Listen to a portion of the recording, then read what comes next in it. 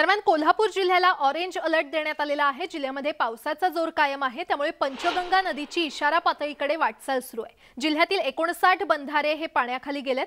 पंचगंगा नदीची इशारा पातळी 39 फूट असून ती सध्या 39 फुटांवर वाहते।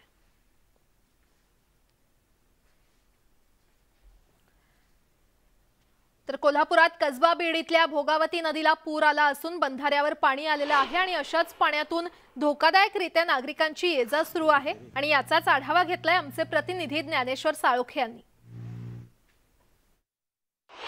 सातत्याने कोल्हापूरमध्ये होत असलेल्या पावसामुळे अनेक नद्यांना पूर आलेले आहेत। मी सध्या भोगावती नदी काठावरती आहे आणि बीड या गावातली मी दृश्य दाखवतोय। या भोगावती नदीला सुद्धा पूर आलेला आहे आणि हा बंधारा सुद्धा पाण्याखाली गेलेला आहे। मात्र असं असताना सुद्धा या बंधाऱ्यावरून धोकादायकरित्या वाहतूक या ठिकाणी सुरू असल्याचं आपल्याला दिसून येते।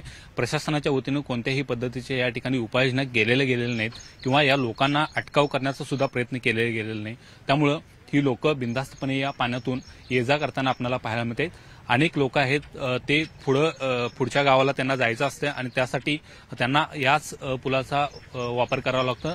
पर्यायी जो मार्ग आहे तो लांबून असल्यामुळे लोक याच पुलाचा वापर करून या धोकादायक पाण्यातून जाताना आपल्याला पाहायला मिळतात। खरं तर या लोकांना प्रशासनाच्या वतीनं अटकाव करण्याची गरज आहे, कारण अनेक बंधारे पाण्याखाली गेलेत। त्या ठिकाणी प्रशासनानं बंधारे ते बंदिस्त केलेत, त्यामुळे लोकांना या बंधाऱ्यावरून प्रवास करणं बंद झालं। मात्र या ठिकाणी तशी कोणत्याही पद्धतीची परिस्थिती आपल्याला दिसून येत नाही। या ठिकाणी बिनधास्तपणे वावर आहे तो लोकांचा या ठिकाणी दिसतोय।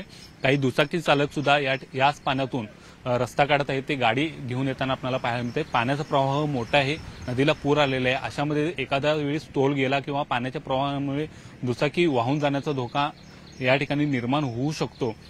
मात्र असं असताना सुद्धा ही सगळी लोक या पाण्यातून ये-जा करण्याचा प्रयत्न करताना आपल्याला पाहायला मिळतात। कशा पद्धतीनं हा धोकादायक अवस्थेमध्ये दुचाकी स्वारक आपल्याला येताना या ठिकाणी पाहायला मिळतोय।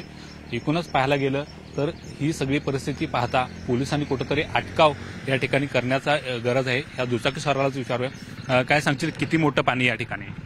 पाणी तरी कदाचित गुडघ्यापर्यंत तरी पाणी आहे। तू कुठून आलास आणि कुठं जायचं होतं? मी कोल्हापूरहून आलोय, मला खंडात मी पण जायचं आहे। दुसरा मार्ग नव्हता का इथं? दुसरा मार्ग होता की ठिकाणी फिरून जावं लागते सांगूरच्या कंडे। तरी पण ह्या धोकादायक अवस्थेतून आलं असं वाटत नाही का आपण? होय वाटते की। पुन्हा असं तुम्ही जाल काय?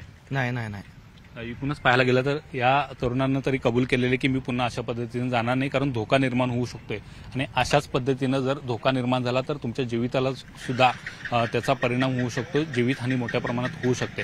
त्यामुळे नागरिकांनी याची दक्षता घेण्याची गरज आहे, ती निर्माण झालेली। मात्र प्रशासनानं सुद्धा या ठिकाणी काही उपाययोजना करण्याची गरज आहे, ती व्यक्त केली जाते।